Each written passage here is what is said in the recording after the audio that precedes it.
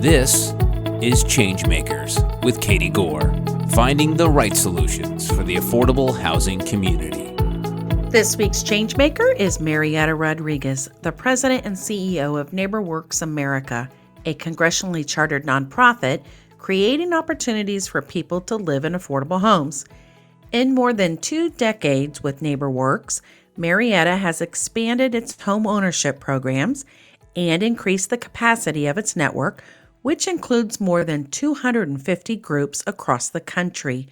Marietta, welcome to the podcast. Katie, thank you so much for having me. I'm really happy to be here. Thanks so much for taking the time and telling us more about what you're doing.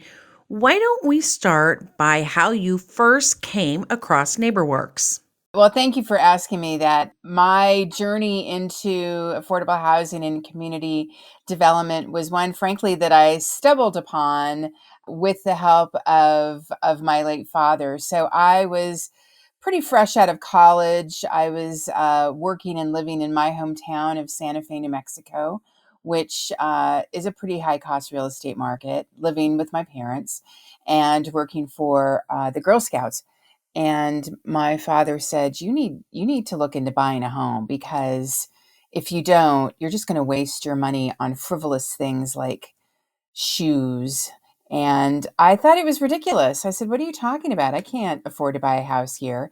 But he signed me up for a home buyer ed class that was offered by then the Neighborhood Housing Services of Santa Fe, now known as HomeWise, which was a NeighborWorks organization, but I didn't know that at the time. But I learned through that home buyer ed seminar that they would help me with a variety of services and support, including a down payment assistance program, which if I saved $5,000, they would match me.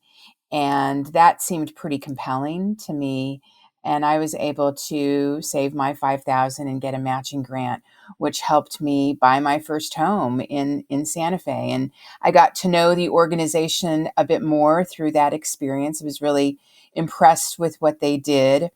And because one of the tenets of the NeighborWorks network is that residents and community members have a say in what goes on in their community, I was asked to join their board of directors. And I was one of the youngest board members that they had at the time, but as a recipient of one of their services, and contributed a pretty significant voice to the way they offer services. So I was on their board for several years, and then they lured me to come work for them and stand up a portion of their homeownership program and services, some of their housing counseling services. And I worked for them for several years. And then I learned that there was this national organization, NeighborWorks America, that supported organizations just like the one in my hometown. And so I moved into a role at the regional office in Denver, Colorado. I was in Santa Fe, and I moved into a regional office in Denver, Colorado.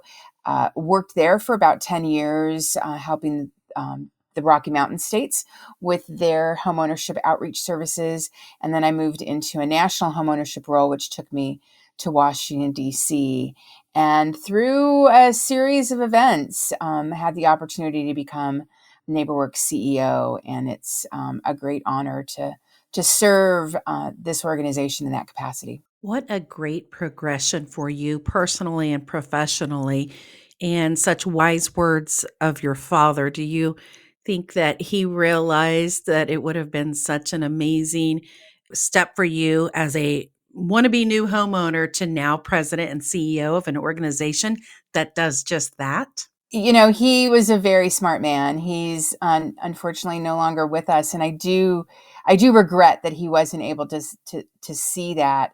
But I think that he would have been incredibly honored and just really happy that I was able to serve. He was a big proponent of public service himself, and serving the community in this way, making sure that particularly communities of color, Black and brown families and individuals have opportunities to pursue safe, decent, affordable housing would have made him very happy, I think. Well, and think about the legacy now that he has not just impacted your life, but then it has rippled to how many more people's lives What a beautiful wisdom and investment that he just seed planted, didn't he?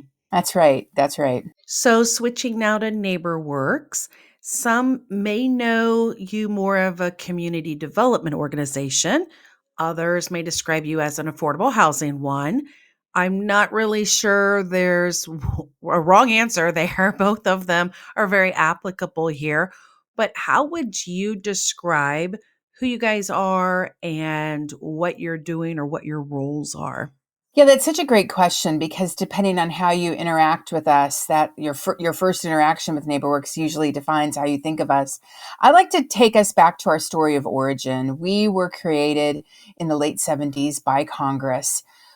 They were looking for models in which to fight disinvestment, frankly, in urban neighborhoods, how to fight trends of redlining, and how they could implement strategies around the Community Reinvestment Act. And they came up and they hired a team of people to look across the country and look for models. And there was a model in Pittsburgh, Pennsylvania, where a community group was formed by a resident by the name of Dorothy Mae Richardson. She and her neighbors were frustrated that they could not access loans to repair their homes, get new roofs, get new furnaces. And so they brought city leaders together as well as banking leaders around a table and said, you need to help us. And they convinced them to invest in a revolving loan fund that they managed. And from that emerged a nonprofit. That model in the early days of NeighborWorks was replicated. We helped create organizations where communities invited us in. So in some ways, I think about us as both thinking about the community needs, but also what the residents in those communities might need, which fit in both the community development aspect as well as in housing. Many of the organizations in the NeighborWorks network develop housing, both single family and rental.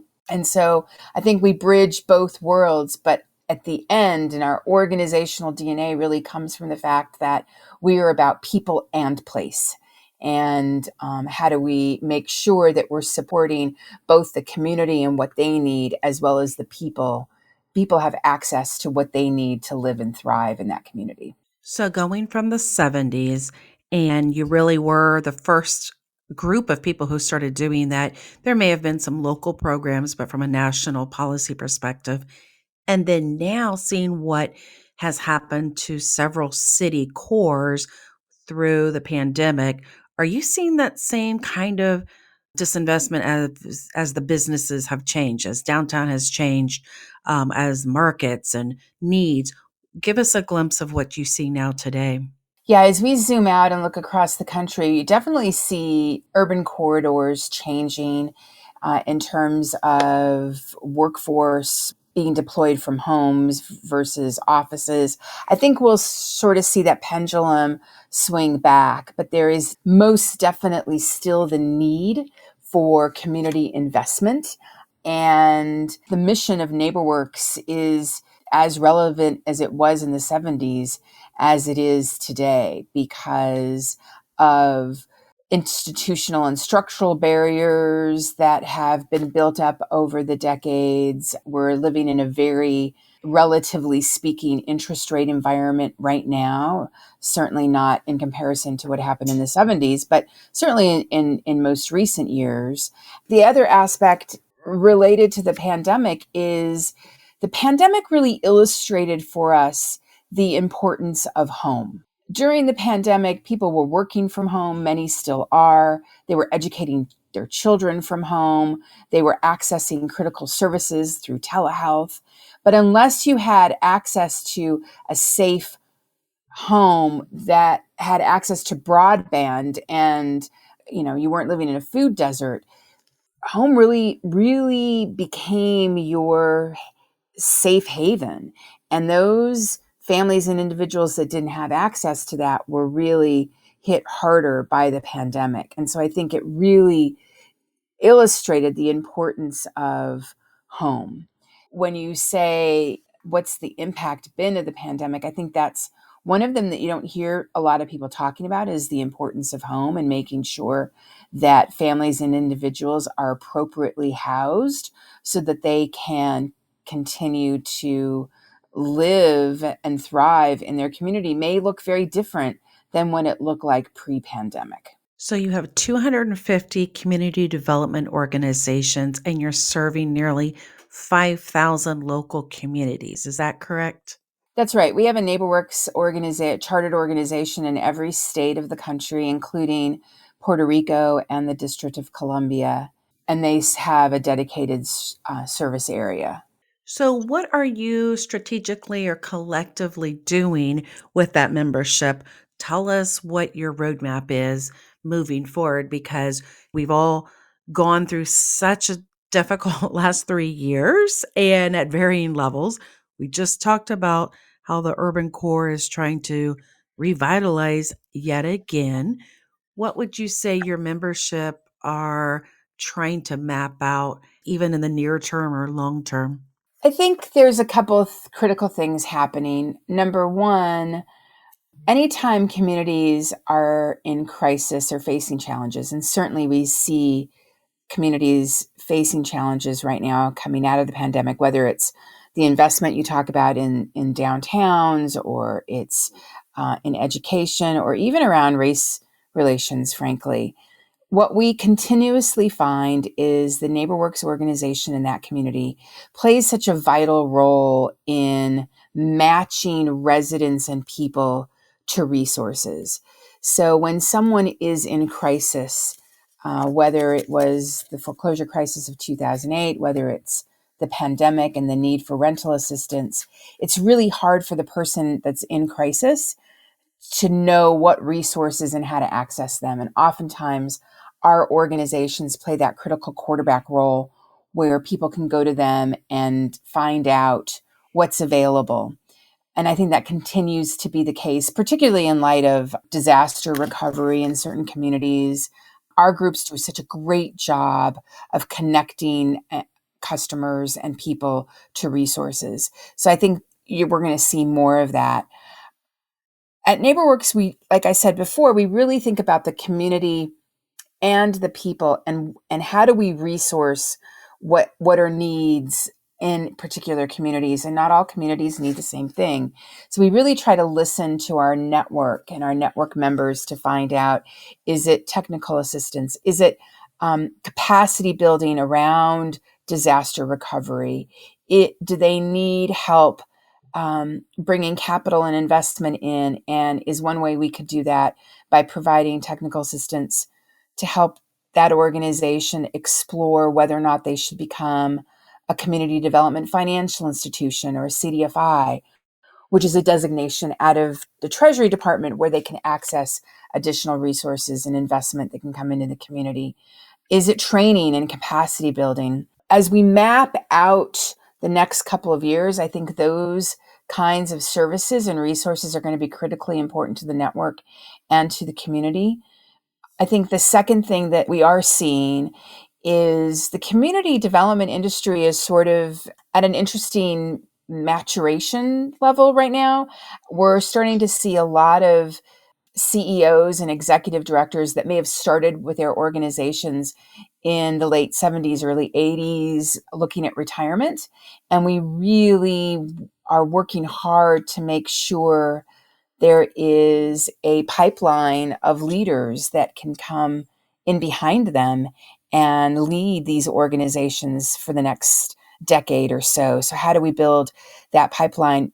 Certainly many years ago when I was in college and thinking about careers, I didn't even know about community development, that was something that I could make a career out of. So how do we socialize that with young people in college and graduate schools? And then how do we grow leadership to take on what are becoming some incredibly sophisticated and complex organizations? So I think that's a second thing that we think about. And then the third thing is, how do we bring new capital sources into communities? There were not enough affordable housing units either on the rental side or the homeownership side pre-pandemic. Yep. Yep. And the pandemic has made that worse. We are short of affordable units, which is driving the cost of entry, both on rental and homeownership, almost out of reach. And so we're really looking at capital sources, new investors, new patient capital to help bring more affordable units online. Our network is sitting on thousands of units, but for the right kind of capital to put the deal together, to get dirt moving and units built. So there's a real need for capital in that regard as well. So I think those are the three biggies. There's certainly a lot more that we're thinking about, but those are the three in the near term. Can you brag about one or two communities that you think are just really out there doing it right? And I Oh know my it's hard to gosh, play favorites, and you probably have a lot more than one or two, but just give us some idea who it is, what they're doing. that is such a hard question because there's so much great work going on. Um, I'll talk about one of our organizations in the Midwest, Beyond Housing. We have a CEO by the name of Chris Kremeyer, and he is, along with partners and stakeholders in that community, have made a commitment to change that landscape of that community over the long haul through investment in ways that you wouldn't necessarily think of. For example, early on, they invested in the development of a grocery store. They invested in bringing a movie theater to a community. Um, but they need a lot of partners to come together. And certainly that community has faced its own set of race relations. So he's been able to pull together a group of stakeholders around a common vision called Once and for All. Um, and it really harkens back to the early days of of NeighborWorks origin, about how people in place includes and must include the collaboration and coordination of many stakeholders across many pillars in that community. It means people working on affordable housing need to work with schools and the education systems, need to work with the food providers, need to work with hospitals and healthcare, and together come together with a single vision. And it takes a tremendous amount of buy-in and work around the community to build that collective vision, but it can be incredibly transformative. So I would say that what we call comprehensive community development that looks across the community and across industries is something that many of our organizations are creating a tremendous impact in their communities. So I would talk about St. Louis in that regard. We have organizations who are doubling down on wealth creation for communities of color, particularly Black and Brown communities. We see that in Atlanta through our organization, ANDP, where they're working across the financial services sector to bring different kinds of products and development online, particularly for communities of color. We have organizations that are working with special purpose grant programs with their financial partners to incentivize homeownership in predominantly community census tracts with people of color. There's a lot of that work going on. We have an organization in Los Angeles, a community of friends. They're doing some incredible work with special needs housing, previously homeless veterans and people with substance abuse who are in need of transitional and permanent housing, and permanent supportive housing. So there's just incredible work happening all across the country. Those are just a few, but I feel bad because there's a lot of great work happening, and that's just to give you some picture of all that's going on. I like that you mentioned it because we talk about how much need is there and how expensive it is to build the units.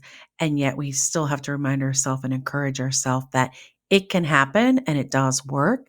And then you've just pointed out several instances where I know a lot of effort, a lot of community building, a lot of funds, a lot of starts and stops, but yet at the end, you move the individuals in, they have housing stability, they have the opportunity for life stability, and even economic empowerment. That's when it all works. So we have to keep striving for that. Absolutely. And we have to continue to tease out these success stories. I think we sometimes in the media and other places can really become overwhelmed with how bad it is or the challenges, but there's incredible impactful work going on in our communities, and we need to tease those stories out, give them air, socialize them, and try to replicate them to the degree that they're replicable.